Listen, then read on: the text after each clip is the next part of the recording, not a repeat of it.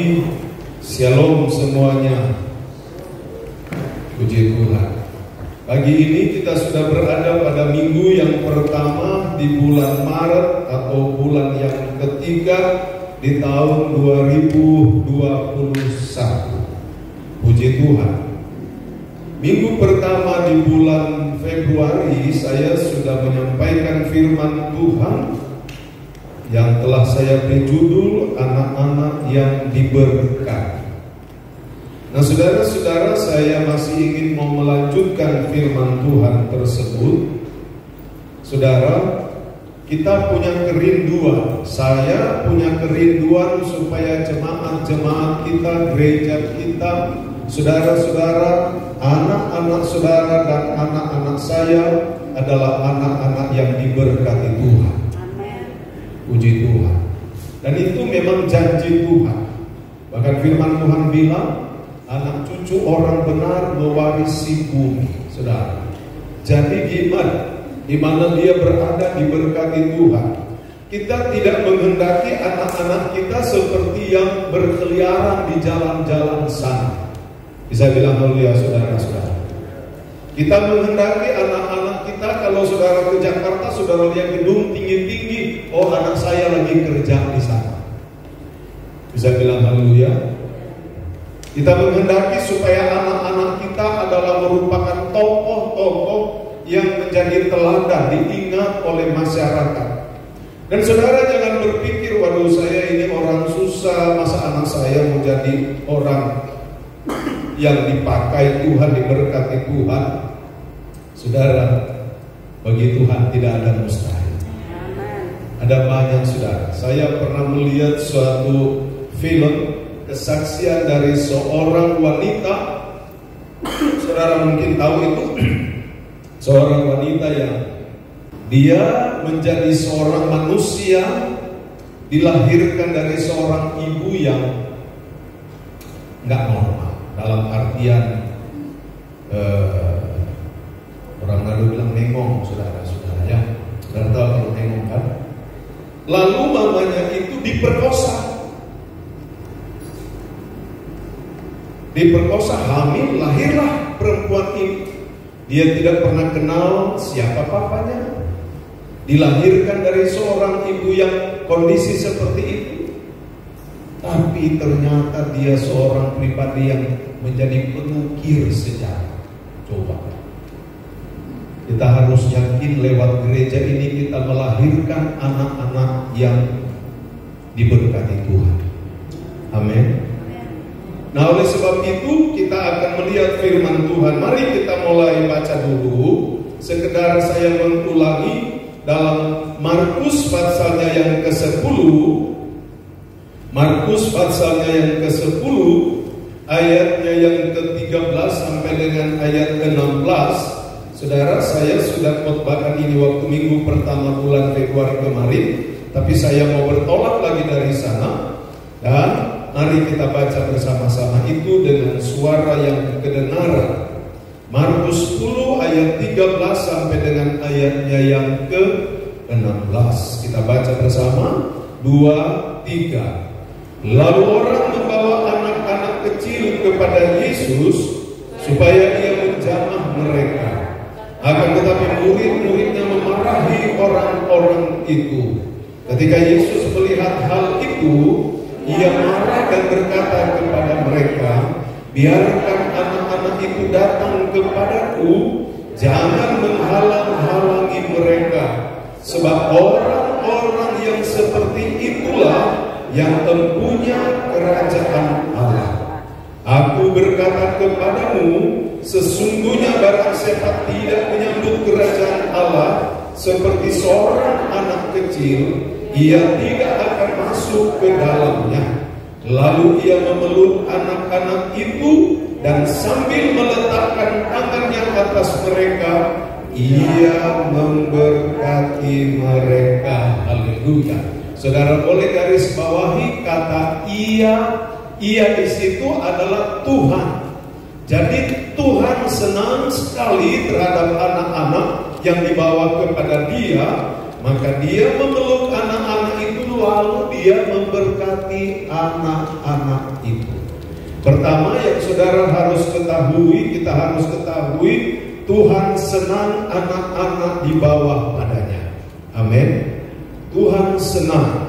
Kalau kita melihat dalam ayatnya yang ke-13, saudara-saudara, ayatnya yang ke-13, murid-murid Yesus sempat memarahi orang-orang itu, bukan tidak punya alasan. Ayat 13 bagian A, lalu orang di sini dikatakan para ibu-ibu, bapak dan ibu, saudara, membawa anak-anak kecil kepada Yesus. Saudara, kata membawa saya sudah jelaskan waktu itu bahwa dari bahasa aslinya punya pengertian ibu-ibu ini, bapak ibu orang tua selalu terus saja membawa anak-anak pada Yesus.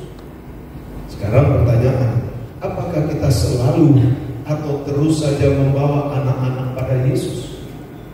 Atau kalau mau ibadah, saudara biarkan anak-anak itu tinggal di rumah, sama seperti saudara-saudara barang rongsokan? Jangan, saudara.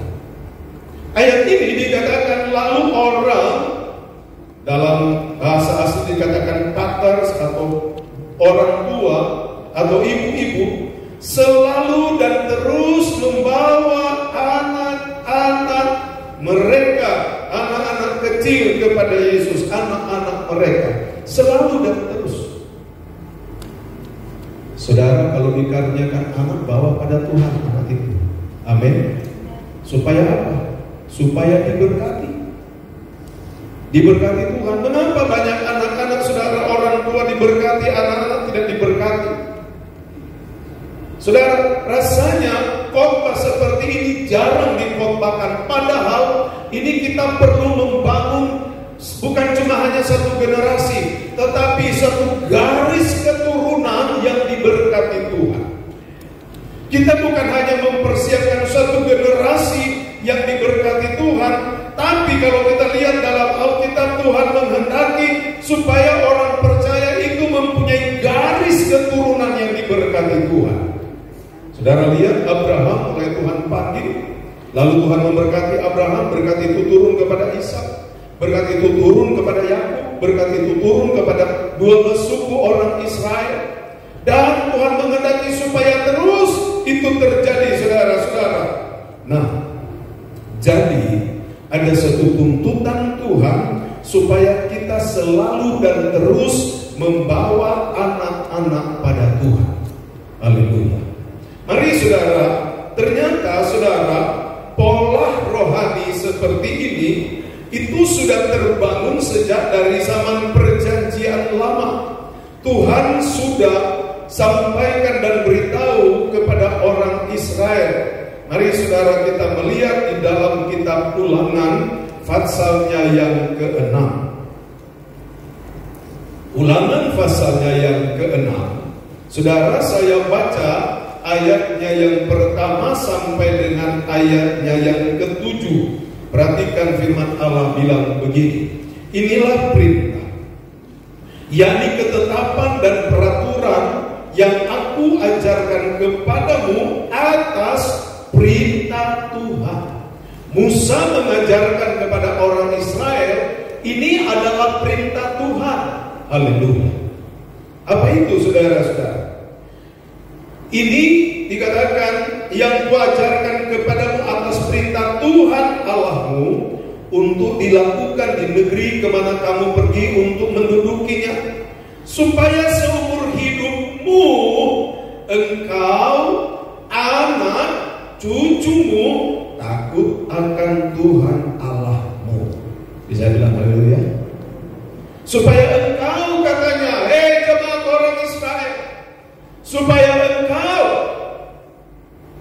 Lalu dikatakan selanjutnya, dan anak cucumu.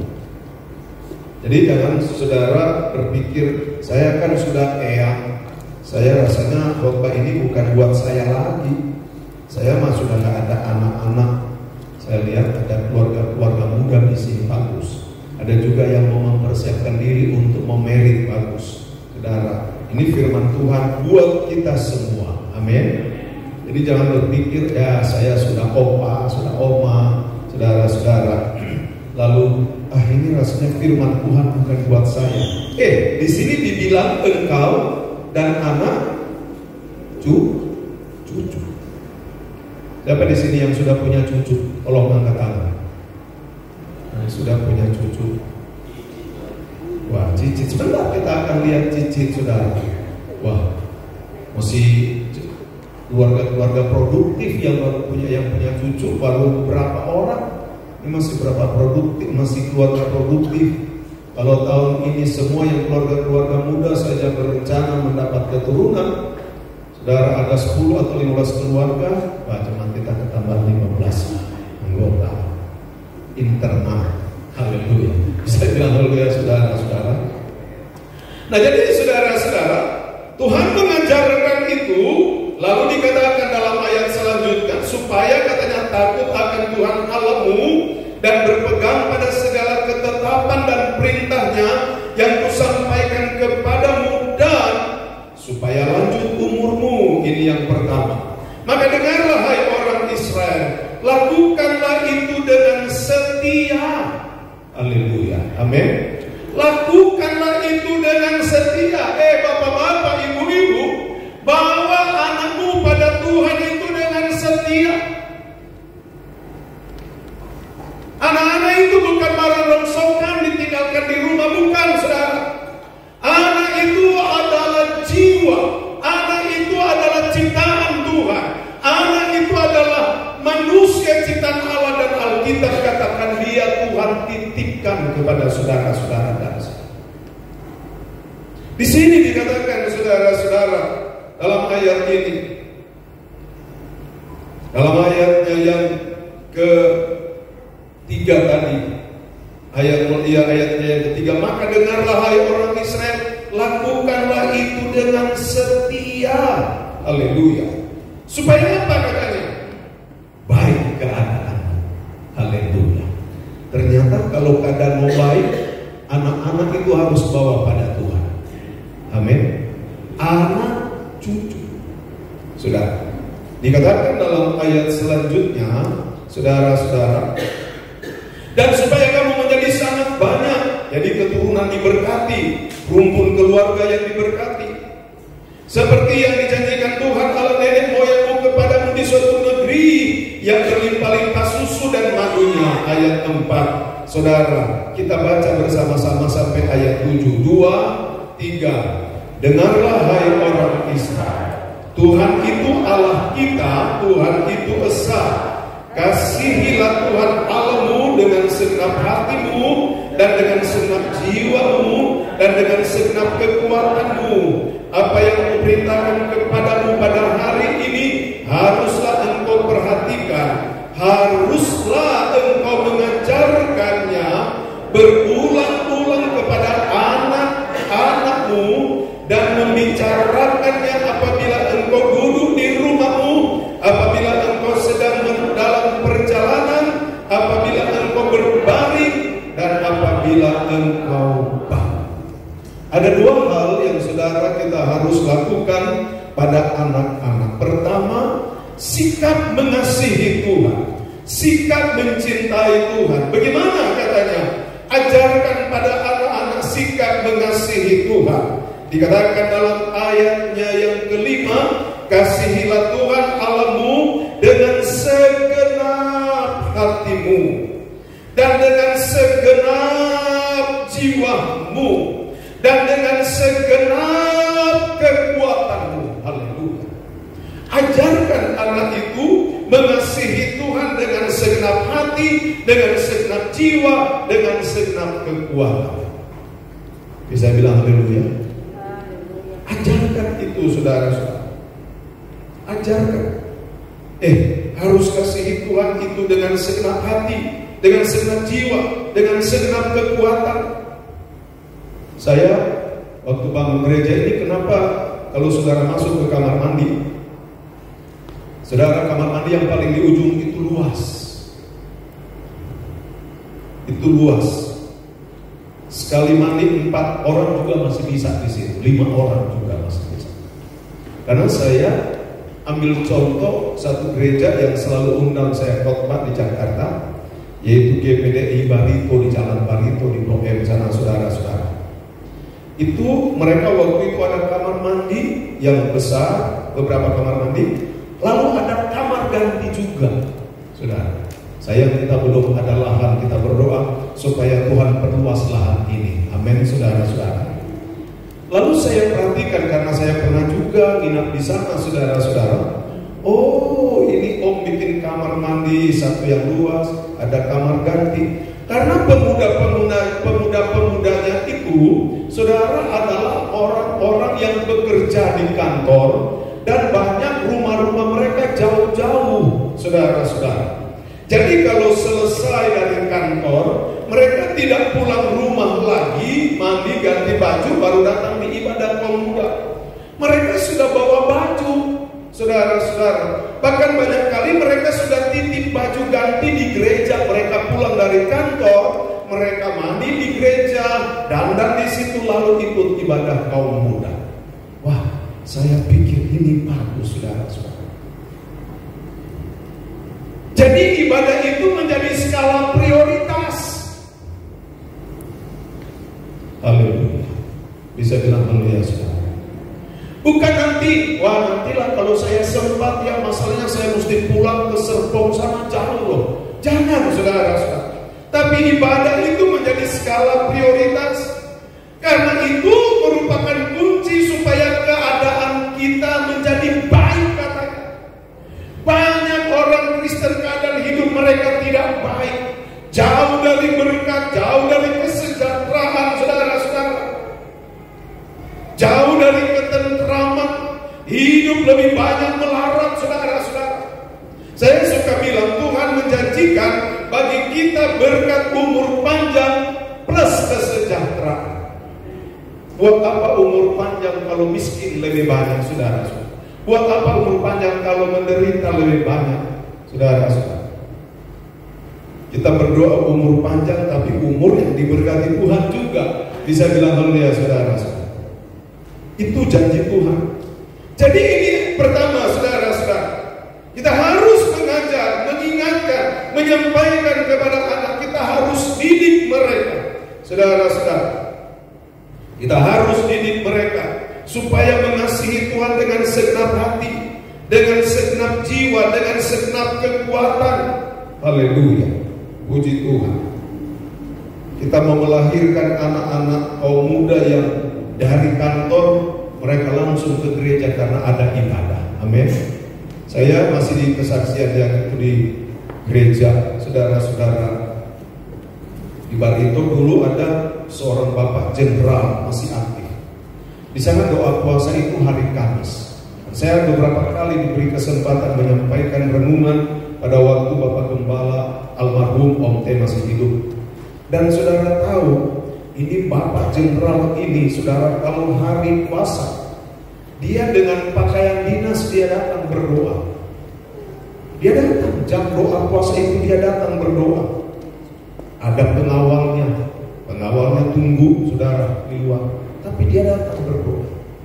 Saudara-saudara, kita harus melahirkan jemaat yang punya rohani, yang cinta Tuhan. Amin. Yang cinta Tuhan. Bukan kebaktian nanti kalau ada kesempatan. Saya juga sudah bilang sama Deborah, perhatikan ya, yang pelayan-pelayan bukan nanti bertugas baru datang gereja. Kalau tidak bertugas tidak gereja. Kita sudah waktunya harus seleksi. Kita harus berkomitmen pada Tuhan supaya keadaan kita baik. Amin. Supaya kita diberkati Tuhan, makin layak di hadapan Tuhan. Yang kedua, saudara-saudara, bagaimana saudara-saudara kita menerapkan pengajaran ini pada anak-anak? Saudara perhatikan di dalam ayatnya yang ke-6. Apa yang kuperintahkan kepadamu pada hari ini, haruslah engkau perhatikan. Ayat 7, haruslah engkau yang pertama mengajarkannya berulang-ulang kepada anak-anakmu. Jangan cuma satu kali, tapi berulang-ulang. Amin. Berulang-ulang. Ajarkan berulang-ulang, tidak apa mengasihi Tuhan dengan segenap hati, dengan segenap kekuatan, dengan segenap jiwa. Puji Tuhan. Saya sudah saksikan lewat kesempatan, kalau saya berkhotbah beberapa waktu lalu, saya pernah waktu masih di Maluku, pernah kenal dengan seorang bapak dari Sumatera, saudara-saudara. Ya, seorang bapak ini, dia bercerita mereka ada 4 bersaudara. Saudara, mereka dibesarkan oleh mama mereka. Saudara, seorang janda dengan ya hanya ada sepetak lahan kebun. Tiap pagi mamanya tiap hari pergi ke kebun, saudara. Tapi tiap hari mamanya suka pesan pada anak-anak itu. Anak-anak mamanya itu, keluarga ini keluarga anak Tuhan. Dia suka pesan, kamu harus sekolah dan kamu harus bekerja.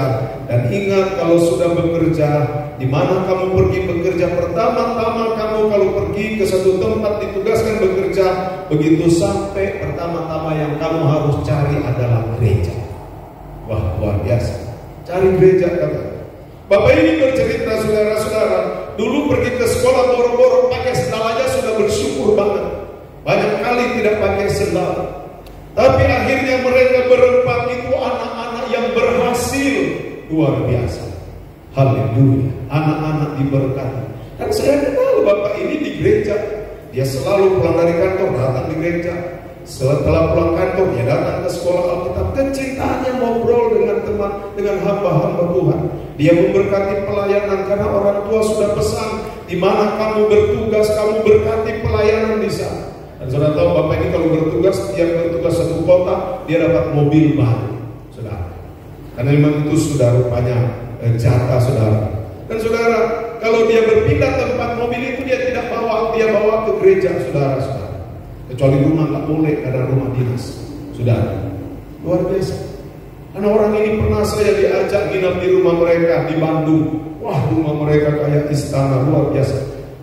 Bapak ini bercerita, di Sumatera kami waktu kecil mau ke sekolah pakai sendal aja sudah senang banget. Makanya saya suka bilang, saudara lewat mimbar ini jangan saudara berkecil hati. Kalau saudara hari ini menjadi orang melihat seperti saudara tidak punya apa-apa, jangan berkecil hati. Masa depan ada kepastian di dalam Tuhan. Yang pertama, saudara-saudara, kita melihat kita perlu mengasihi Tuhan itu dengan segenap hati, dengan segenap jiwa, dengan segenap kekuatan. Dan orang tua harus mengajarkan itu. Yang pertama, berulang-ulang kepada anak-anakmu. Dan membicarakannya, katanya, apabila engkau duduk di rumah. Yang kedua, kalau duduk di rumah, jangan cerita yang nongeng-nongeng, saudara. Saya waktu masih kecil, saya ingat papa saya suka bercerita. Saudara, kalau lagi makan malam itu karena waktu lebih banyak waktu makan malam. Papa saya suka bercerita, saudara. Senang sekali kami dengar, saya senang sekali dengar. Tapi setelah saya jadi hamba Tuhan, saya mengerti itu cerita-cerita horor, cerita-cerita tentang bagaimana katanya ada setan begini begitu, saudara-saudara. Sampai kunang-kunang, saudara tahu kunang-kunang? Tahu kunang-kunang? Kalau malam kunang-kunang tuh banyak.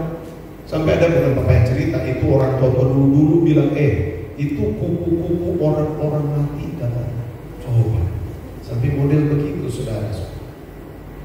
Sampai jadi yang tertanam di pikiran kita adalah cerita-cerita dongeng, cerita-cerita yang berbau mistik, yang berhubungan dengan berhala, saudara-saudara. Saatnya kita harus berubah.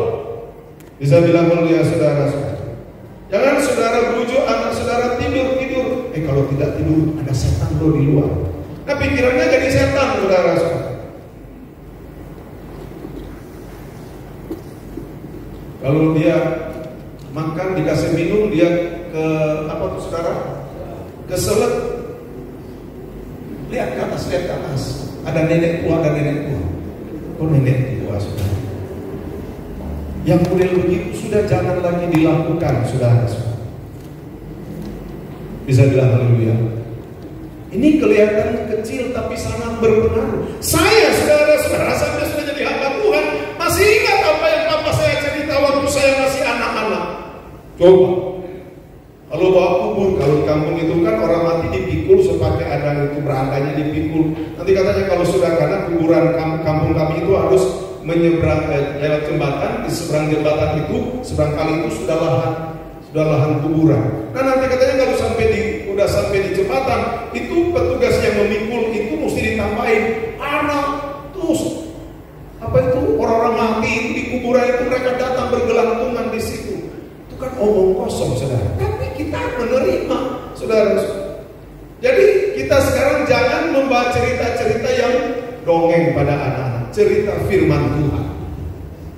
Amin. Ceritalah firman Tuhan. Saudara, ayat ini katakan terus menerus katanya. Bicarakan itu berulang-ulang. Lalu bicarakan apabila engkau duduk di rumah.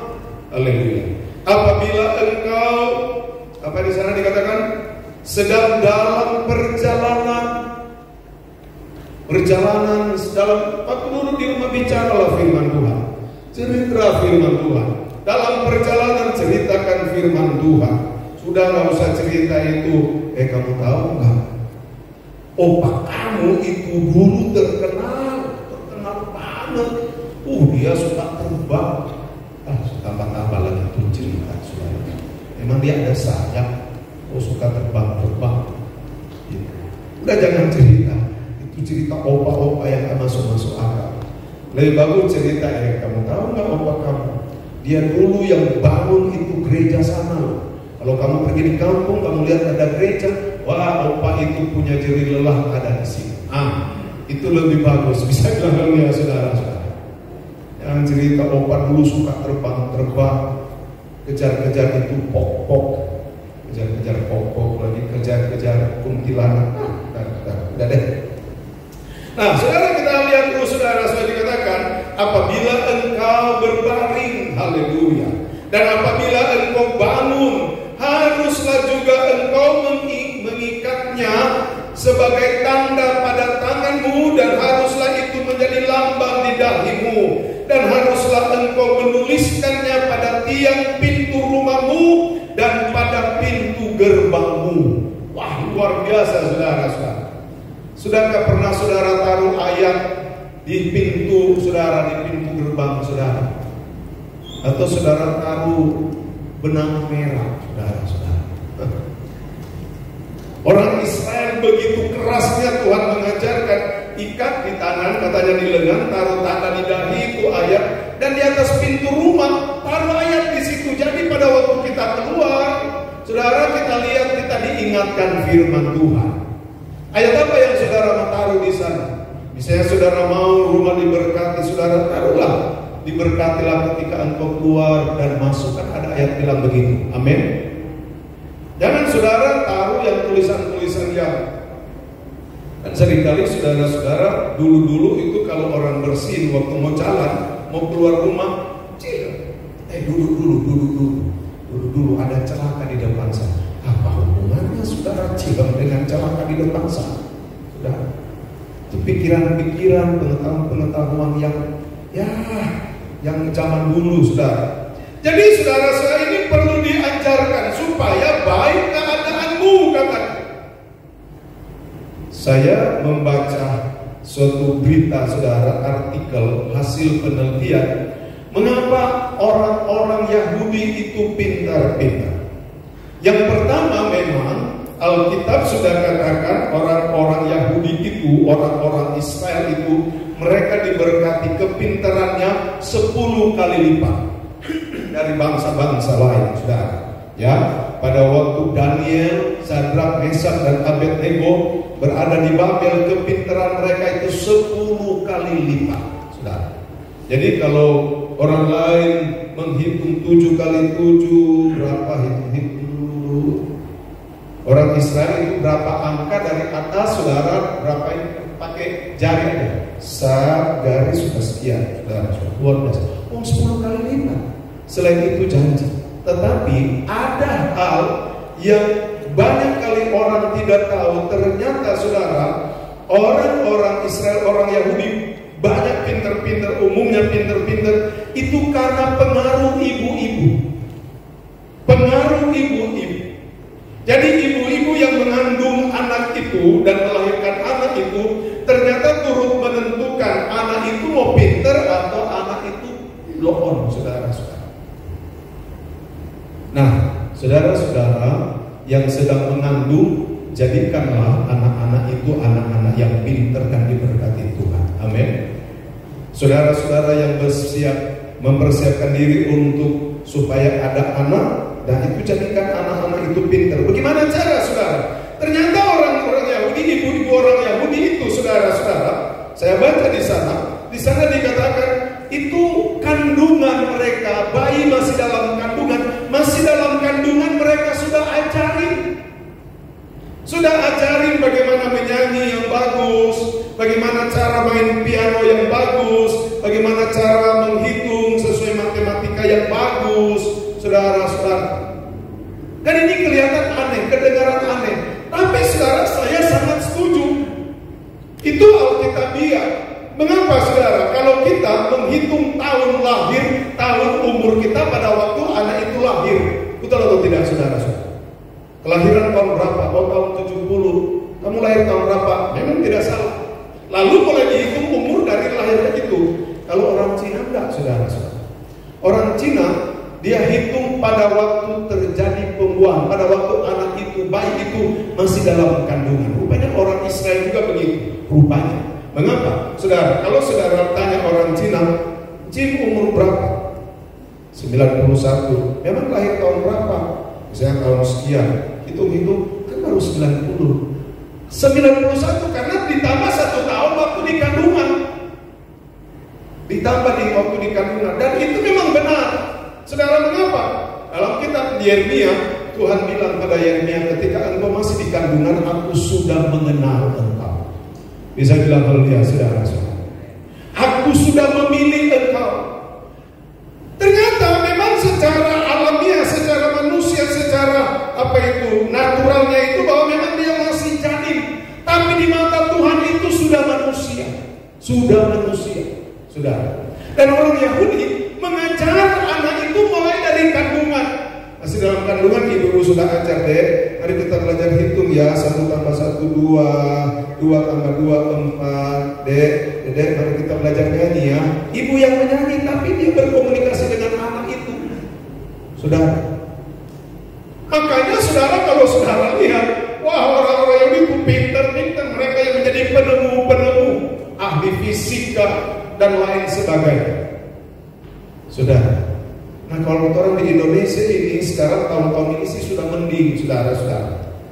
Karena apa? Sudah keadaan ekonomi sudah bagus. Anak-anak bayi itu sudah dikasih bubur yang apalagi bubur yang dari toko juga sun, lalu multivitamin. Kalau dulu zaman-zaman kita, saudara, kasihan anak-anak itu cuma dikasih makan pisang. Dikasih susu boro-boro dapat SGM. Waktu dimasak nasi yang air mendidih itu diambil itu dikasih keluarga. Itu umur kita punya zaman dulu. Nah, sudah kondisi begitu, terus tidak diajar lagi waktu masih di bayi. Sudah jadi, saudara-saudara. Itu nasib kita kan begitu, saudara. Kalau sekarang bayi-bayi sekarang ayunan sudah canggih. Saya kemarin bukan tidak sengaja, saya nonton di TV ada anak-anak yang baru berapa bulan, saudara, belum sampai 1 tahun sudah pintar menari walaupun masih di kursi. Kenapa, saudara? Dia sudah pintar menari, sudah bisa goyang kepala sesuai dengan irama lagu.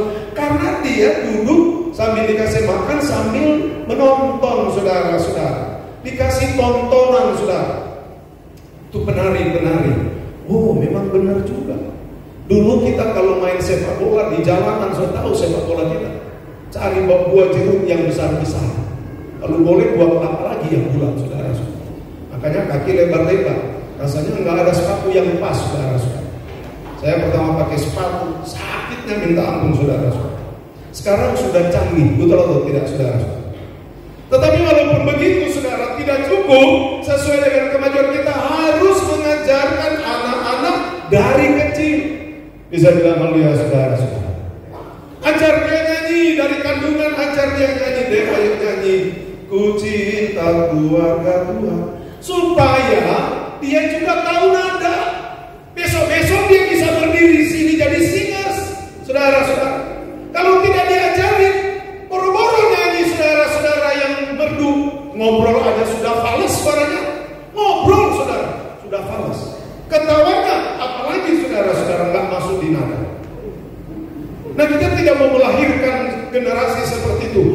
generasi yang diberkati Tuhan. Bisa bilang haleluya saudara-saudara. Kalau boleh dia bersin saja saudara, merdu kedengaran. Orang cari, bersin siapa itu ya? Oh, jemaat Bethesda. Nah, itu angka jadi WM. Itu angka jadi singers.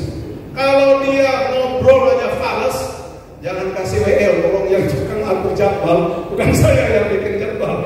Jangan kasih WL, saudara-saudara. Jangan. Aduh, mesti kemana dia kemana, saudara-saudara. Tapi kita belum terlambat. Dari sekaranglah kita membangun generasi yang diberkati Tuhan. Amin. Ajar dia dalam Tuhan. Kalau mau ibadah deh, kita ke gereja ya. Kita mau ibadah, baik. Kalau saudara bawa milik Tuhan, saudara bawa milik Tuhan dengan jujur, lalu saudara masih ada saudara mengantuk, saudara ngomong deh, kita ke depan ya bawa milik Tuhan, supaya dia jadi anak Tuhan yang setia nanti.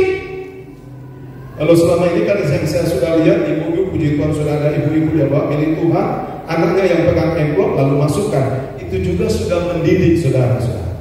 Jadi ke depan dia menjadi generasi yang diberkati Tuhan. Haleluya.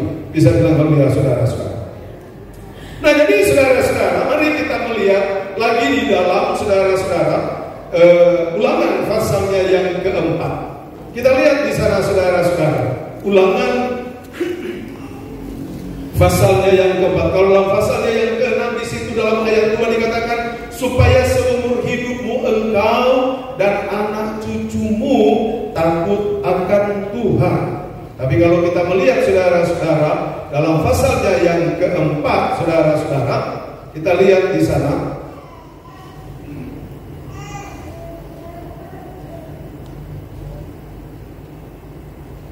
ayatnya yang ke-9 mulai ayatnya yang pertama mulai memang saudara-saudara, atau saya baca mulai ayatnya yang ke-5. Ingatlah aku telah mengajarkan ketetapan dan peraturan kepadamu seperti yang diperintahkan kepadaku oleh Tuhan Allahku, supaya kamu melakukan yang demikian di dalam negeri yang akan kamu masuki untuk mendudukinya.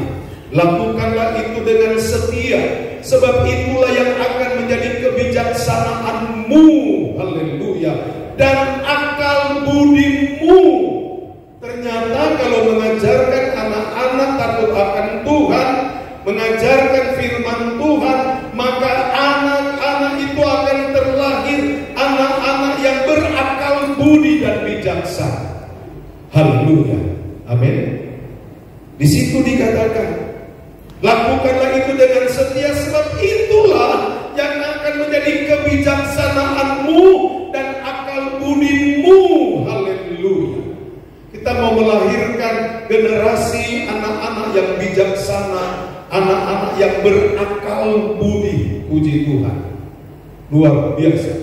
Saudara, kalau saudara membaca sejarah bangsa Israel ditawan ke Babel, mengapa Daniel, Sadrak, Mesak, dan Abednego itu mereka duduk dalam pemerintahan?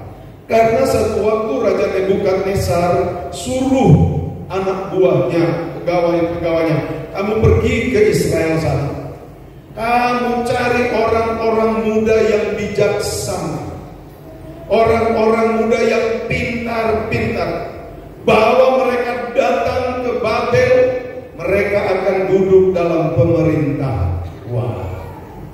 Dan kalau mau bijaksana dan berakal budi, ternyata harus takut akan Tuhan. Kalau saudara mau anak-anak kita bijaksana dan berakal budi, didik dia di dalam Tuhan, didik dia dalam kebenaran firman Tuhan. Haleluya. Lalu ayat seterusnya saudara-saudara dikatakan, ayatnya yang ke-7, sebab bangsa besar manakah yang mempunyai Allah yang demikian dekat kepadanya seperti Tuhan Allah kita setiap kali kita memanggil kepadanya. Dan bangsa besar manakah yang mempunyai ketetapan dan peraturan demikian adil seperti seluruh hukum ini yang kubentangkan kepadamu pada hari ini. Tetapi waspadalah dan berhati-hatilah, supaya jangan engkau melupakan hal-hal yang dilihat oleh matamu sendiri, dan supaya jangan semuanya itu hilang dari ingatanmu seumur hidupmu. Beritahukanlah kepada anak-anakmu. Kepada siapa lagi? Kepada cucu cicit. Haleluya. Kalau pasal 6, Tuhan cuma bilang, hei kamu orang Israel, ingat firman Tuhan pada kamu, anak-anak dan cucu. Tapi ternyata pasalnya yang keempat, kamu orang tua, anak-anak, dari kamu orang tua, anak-anak, cucu dan cicit. Artinya apa? Seumur hidup kita harus menjadi pribadi yang harus menurunkan nilai-nilai rohani kepada anak cucu cicit kita seumur hidup. Dalam hal mengajar anak-anak dalam Tuhan, tidak ada pensiunnya, saudara. Tidak ada pensiunnya. Ada memang seringkali orang tua suka ngeluh, aduh anak saya ini udah bikin saya kayak satpam aja. Kalau mau pergi ke nikahan, mereka bilang, mama tolong liatin si ini ya, si cucu ini. Kalau mau mereka pergi ada undangan, ya emang begitu saudara. Orang tua jadi satpam, saudara, jadi penunggu cucu. Tapi bukan cuma cucu, cicit sekalipun ternyata. Rupanya itu kesempatan untuk kita mengajar anak-anak itu dalam Tuhan. Amin. Lihat itu sebagai satu proyeknya Tuhan. Nah ini juga nasihat bagi kita orang tua-tua. Saya sudah punya cucu, saudara. Yang saudara lihat muda begini, ya daripada kalian puji-puji diri sendiri, saudara-saudara.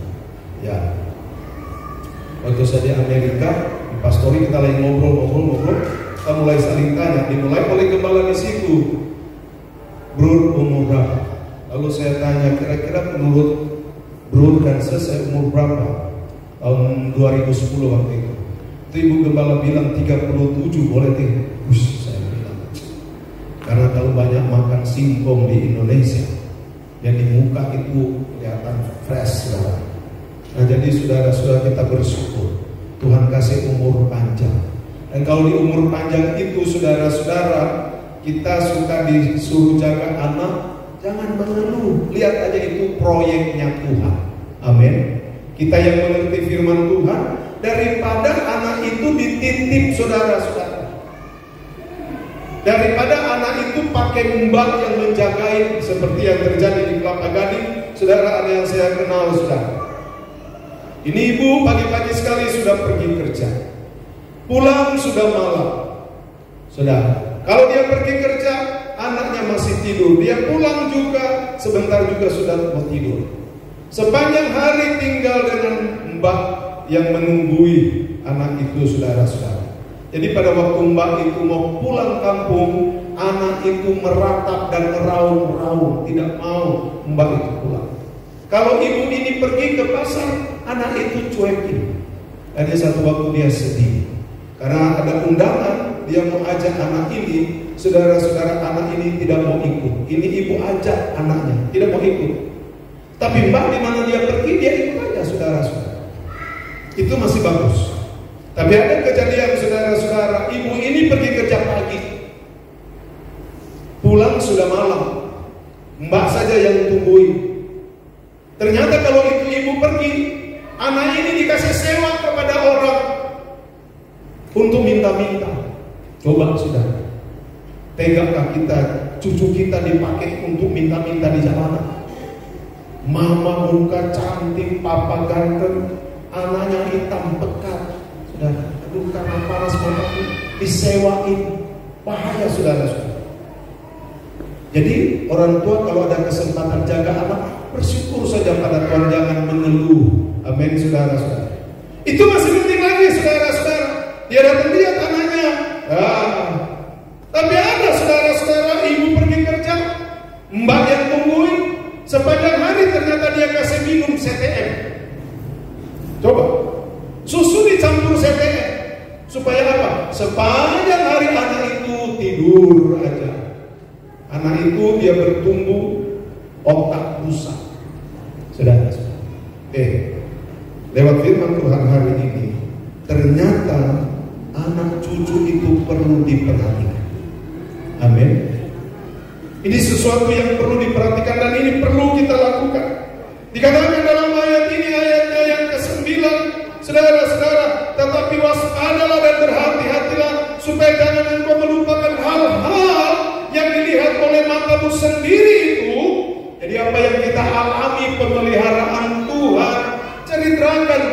pada anak-anak, nah, kita hidup ini cuma anugerah Tuhan loh. Kalau kita boleh ada, sebagaimana kita ada itu cuma anugerah Tuhan. Bisa bilang haleluya saudara-saudara. Ceritakan kebaikan Tuhan, jangan sampai putus. Kenapa banyak di Eropa sana gereja-gereja sepi?